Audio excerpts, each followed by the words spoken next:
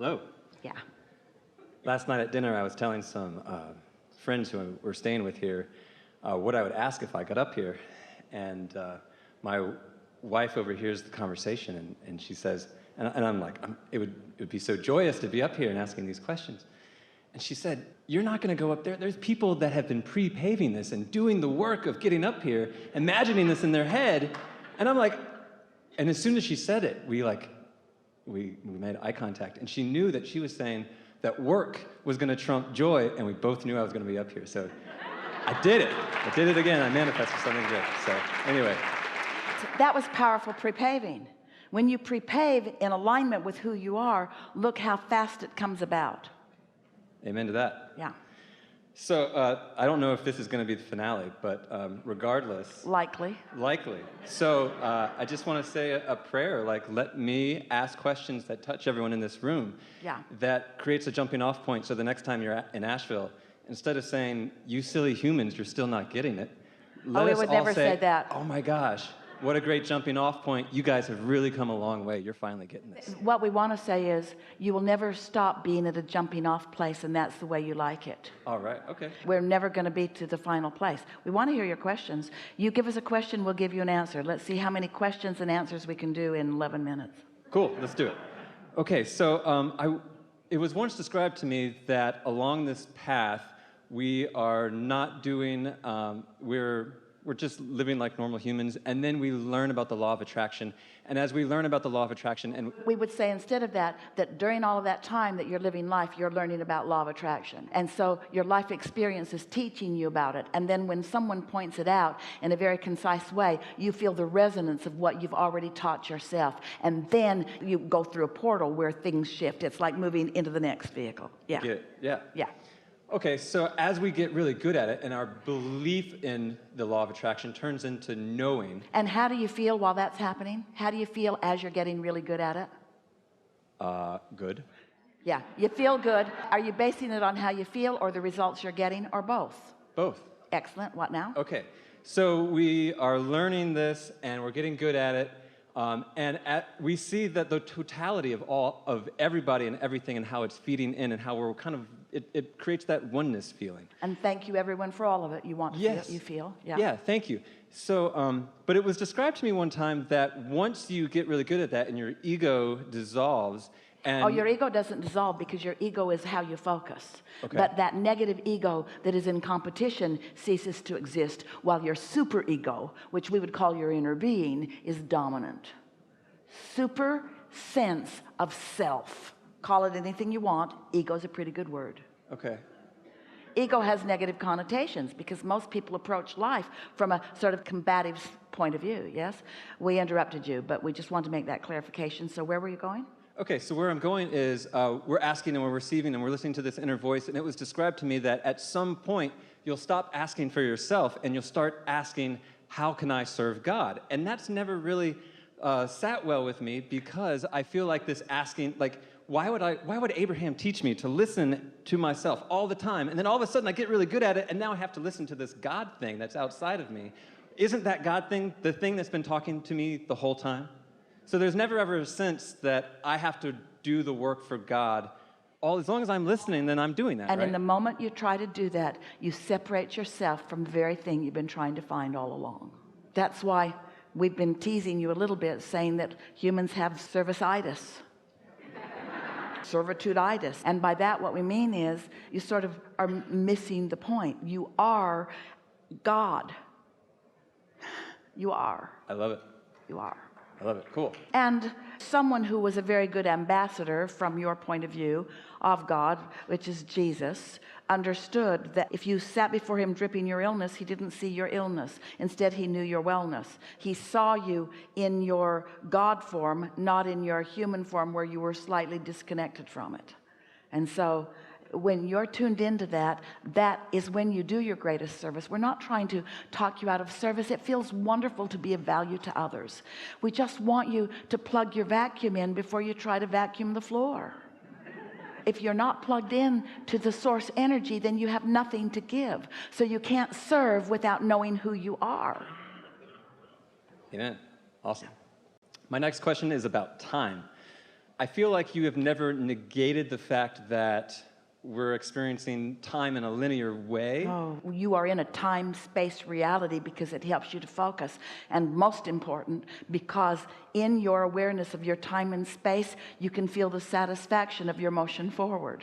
Without that perspective, it would not be as rich. Okay, so those things happen, and I can change my perception of it. So something may happen, instead of getting preoccupied with this thing in the past, I shoot off my rocket of desire, and my experience of that thing in the past can change. It does. Right? Right, so that's what I've... Because wherever you're looking, your perception is dominant. And so if you are in alignment and you are looking into a past experience, your perception sees it through the lens of source. We've teased with you a little bit and said, and so in your connected now, you change your past.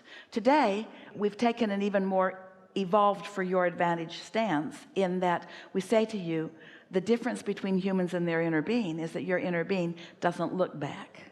Your inner being is always looking forward.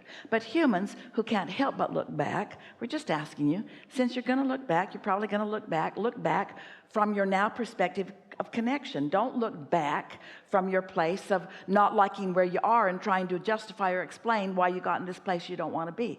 That's not productive at all. That holds you where you don't want to be. Okay, so I was told a story about time, and I'm trying to figure out if this works in the way that it was described. Okay, so real quickly, the story is somebody was skiing down a hill in some mountain, and they were by themselves, and they were off on their own. They shouldn't have been there alone. They hurt their leg, and they're sitting there, and they're like, oh my God, I'm in so much pain. I'm not gonna be able to get down the mountain. I'm gonna die up here or something. So they look over across the way, and 100 yards away, there's like this little shed. So they crawl over there, and they get into the shed, and they're sitting in the shed, and they're praying, like, God, let me out of this situation, like, give me help, whatever. He opens his eyes and he sees this box, right? And in this box is like some sort of prosthetic limb or some contraption that gets him down the mountain. And it's in the paper the next day or something, and some guy comes forward and he says, I was the guy that a year ago was tasked with cleaning out that shed, and I picked up that box. That was the last thing I had to pull out, and I got this overwhelming feeling, don't take the box. And so I put the box down, and here it came around, and it saved this guy's life or something. So my question is, if we are in this time-space reality, can I pray now for something to change, for my experience of something to change, this rocket of desire, yes, and have an effect on someone in the past? Yes. Let us explain it to you in an easier way to get your thoughts around. So if you start with the premise that every thought that's ever been thought still exists, and you realize that even before you got here into this body, you were launching rockets of desires. In other words, you were pre-paving even before you got here and knowing about your well-being. What this conversation is taking us to is a conversation that we had earlier about the immense number of intentions and beliefs and desires that this atmosphere is rich with. It's what we mean when we say to Esther, it's child's play. In other words, that story that you described is child's play in relationship to the things that are possible. Because in your desire for well-being, you've put things into the vortex that are underway, and their ability to be translated into realness is only about your ability to perceive them. Because you're slow at doing that, you have a distorted view of reality.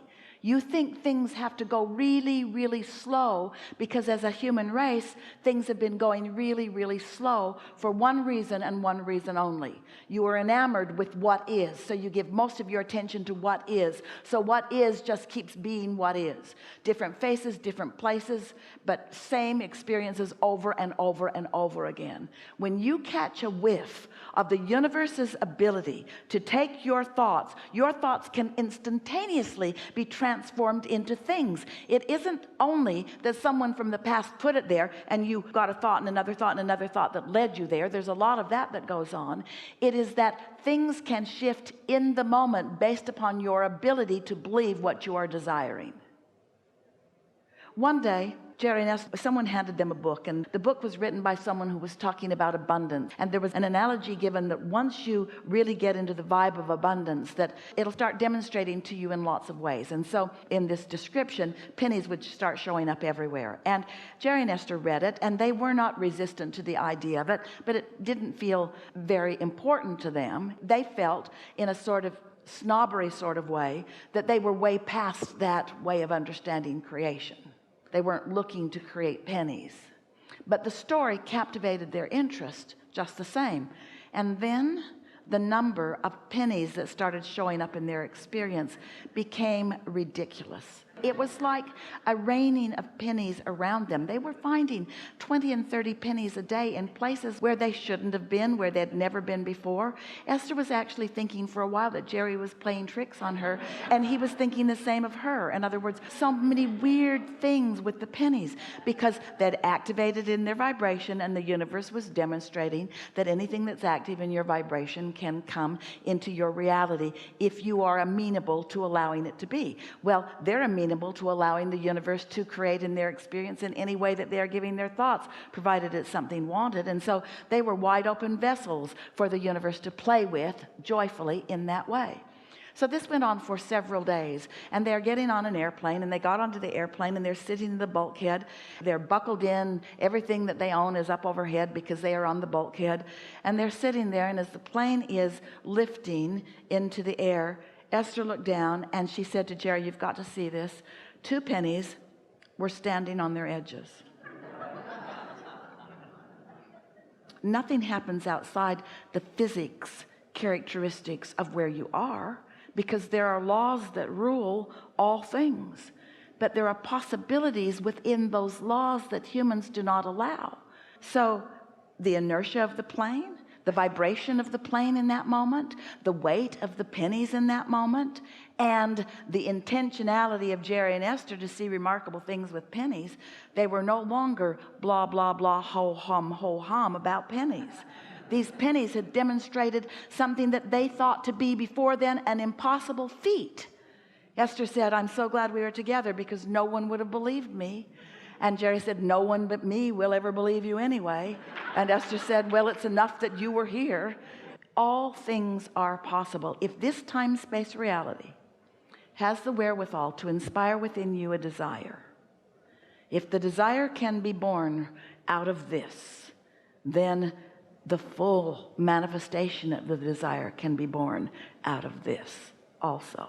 If you can dream it, it has to be a reality. We've enjoyed this interaction more than these words can explain, but the life experience that will unfold for you will demonstrate for you the shifting that has vibrationally taken place within you. In other words, you are a different vibrational being at a different vibrational place, and because of your willingness to play with us for all of these hours, your vibrational set point is shifted enough that you will notice the difference. And this is what we ask of you. We ask you to notice the difference and to make the conscious correlation between the shift that took place within you emotionally. You feel better, we know you do. And what comes next, you see. And watch, those pennies will stand on their heads for you. The entire universe will stand on its head for you. You are meant to be pleased. You are meant to be understood. You are adored.